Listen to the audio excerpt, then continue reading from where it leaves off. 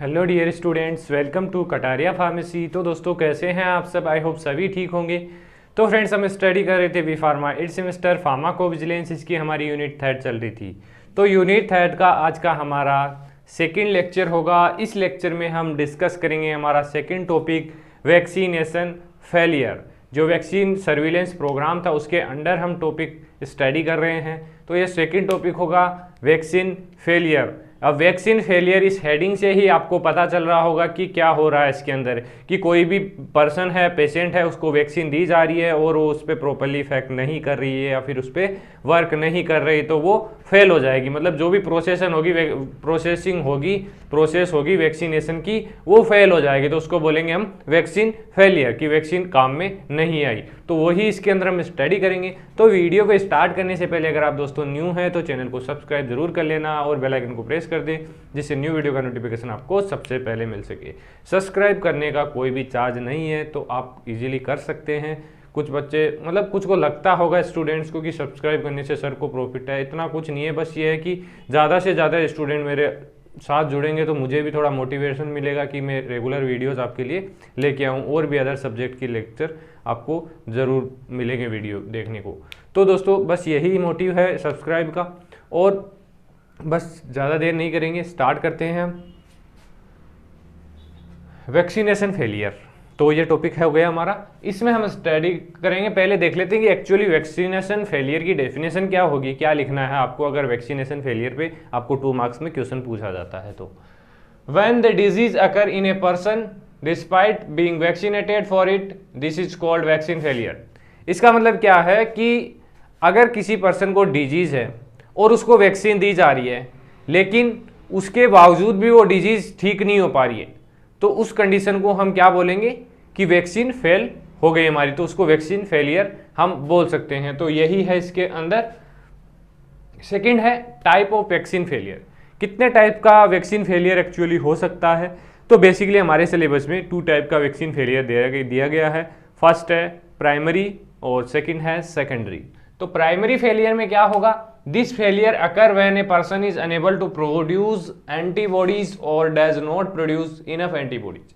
मतलब इस कंडीशन में क्या होगा, वैक्सीन किसी पर्सन को दी गई है तो या तो वो एंटीबॉडी प्रोड्यूस करेगा ही नहीं, उसकी बॉडी एंटीबॉडी मतलब अगेंस्ट जो वैक्सीन है उसके अगेंस्ट में एंटीबॉडी नहीं करेगी। लेकिन या फिर ऐसे होती है कि जो भी मतलब एंटीबॉडीज प्रोड्यूस हो रही है वो उसकी जो सफिशिएंट अमाउंट होगा वो नहीं होगा, उससे कम होगा, तो जो डिजीज है वो प्रिवेंट नहीं हो पाएगी। Produce enough antibodies considered necessary to protect from the disease, कि एक डिजीज को प्रोटेक्ट करने के लिए जितनी एंटीबॉडीज की रिक्वायरमेंट होगी उतनी एंटीबॉडीज वैक्सीन के द्वारा नहीं प्रोड्यूस की जाएगी। तो ये प्राइमरी फेलियर हो गया। सेकेंडरी वैक्सीन फेलियर में क्या है? This failure occur when a person stop producing antibody. मतलब कि जो पर्सन है जिसको वैक्सीन दी जा रही है उसमें एंटीबॉडी प्रोड्यूस हो ही नहीं रही है against the vaccine in response to vaccination and the level of decline a faster rate them normally expected. मतलब जो उसका लेवल है, मतलब एंटीबॉडीज जो प्रोड्यूस होने की कैपेबिलिटी है वो मतलब कम हो जाती है बिल्कुल भी, और जो मतलब एंटीबॉडी बनी नहीं पाती है। अब एंटीबॉडी नहीं बनेगी तो डिजीज कैसे ट्रीट होगी? वैक्सीन देने का कोई मतलब नहीं निकला हमारा। तो वही बात हो गई इसमें। लगभग दोनों में, प्राइमरी और सेकेंडरी में, दोनों में लगभग सेम है, तो आपको इजीली याद हो जाएगा। ज़्यादा कुछ स्टडी नहीं करना है, क्योंकि आपका ज़्यादा से ज़्यादा 5 मार्क्स का क्वेश्चन आता है ऐसा, तो उसमें अगर आप इतना लिख दोगे तो आपको कंप्लीट मार्क्स मिल लेंगे, गारंटी के साथ मिलेंगे। तो आप ज़्यादा डिटेल में क्यों जाएं? जो ओवरव्यू है अपना इतना देख सकते हैं कि वैक्सीनेशन फेलियर होता क्या। आप अपने माइंड में थोड़ा सोच के देखिए कि वैक्सीनेशन फेलियर क्या है। इस पर आप कितना भी लिख सकते हो, क्योंकि ये ज़्यादा वो हार्ड टॉपिक नहीं है, बहुत ही ईजी टॉपिक है। तो अब देखिए इसके कोजेज ऑफ वैक्सीन फेलियर क्या है, क्या कोज हो सकते हैं। आप खुद भी आइडिया लगा सकते हैं कि एक वैक्सीन कैसे फेल हो सकती है। सोचिए आप थोड़ा कुछ। तो मतलब यही है इसकी वैक्सीन आ रही है, कहीं से भी आ रही है, मतलब पहले इंडस्ट्री में मैन्युफैक्चर होगी तो मैन्युफैक्चरिंग डिफेक्ट इसके अंदर हो सकता है, और अब वैक्सीन वहाँ से मैन्युफैक्चर हो गई, वहाँ से ठीक है, प्रॉपर है। जब इसकी हैंडलिंग प्रोसेस होती है, अब कुछ वैक्सीन आपको पता होगा कोल्ड चेन में लेकर आना पड़ता है, तो उस कंडीशन में अगर उनका टेम्परेचर मेंटेन नहीं है तो वहाँ पर वो डिस्ट्रॉय हो जाएगी, मतलब इनफेक्टिव हो जाएगी। उसके बाद यह होगा कि डायरेक्ट सनलाइट में उसको रख दिया हो गई तो वो वहाँ से डिस्ट्रॉय हो जाएगी, मतलब उसका एक्शन नहीं होगा फिर। अब यही है इसके अंदर, देख लीजिए क्या क्या है। From the time of manufacturer till vaccination there is a lack of maintenance, कि जब वैक्सीनेशन मैन्युफैक्चर की जा रही है वैक्सीन, उस टाइम उसको प्रॉपर मेंटेन नहीं किया गया हो। सेकंड है पुअर वैक्सीन स्टोरेज, की जो उसका स्टोरेज है कंडीशन रिक्वायर्ड है उसके अकॉर्डिंग उसको स्टोर नहीं किया गया हो। थर्ड है अनस्टेबल वैक्सीन ट्रांसपोर्टेशन, जो इसका ट्रांसपोर्टेशन किया गया हो वो अनस्टेबल हो। यूवी डायरेक्ट सनलाइट, लाइट के एक्सपोजर हो गया हो। वैक्सीन कंडीशन इज पुअर, जो वैक्सीन आ रही है उसकी कंडीशन वेरी पुअर हो। रॉन्ग वैक्सीनेशन टेक्निक, जो भी टेक्निक हम यूज कर रहे हैं वो रॉन्ग हो, कि जो भी प्रोसेस होती है उसके अंदर उसके अलग ही हम प्रोसीजर फॉलो कर रहे हों।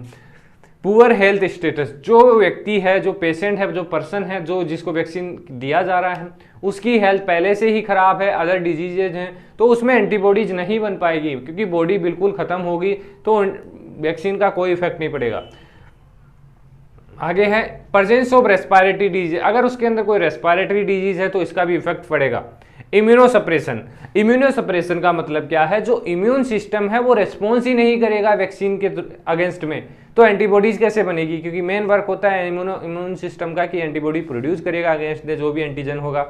तो अगर इम्यून सिस्टम ही सप्रेस हो जाएगा तो वो नहीं हो पाएगा। लास्ट है एजिंग, कि अगर आपकी एज, मतलब जो एडल्ट मतलब बुजुर्ग होते हैं उनकी एज कुछ ज़्यादा हो जाती है, तो उस कंडीशन में अब देखिए आप एज ज़्यादा होगी तो मेडिसिन भी वर्क नहीं करती है, तो वैक्सीन क्या वर्क करेगी, लेकिन थोड़ा बहुत तो करती है, लेकिन वो कंडीशन अलग हो सकती है उसके अंदर।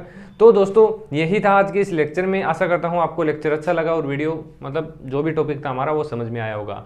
तो दोस्तों अगर आप नोट्स परचेज करना चाहते हैं तो वीडियो के डिस्क्रिप्शन में आपको टेलीग्राम ग्रुप का लिंक मिल जाएगा, उसको ज्वाइन कर लीजिए। और अगर आपको कोई प्रॉब्लम आती है तो आप कमेंट करके बता सकते हैं मुझे, मैं आपको ज़रूर रिप्लाई दूंगा। तो धन्यवाद दोस्तों, मिलते हैं नेक्स्ट वीडियो में।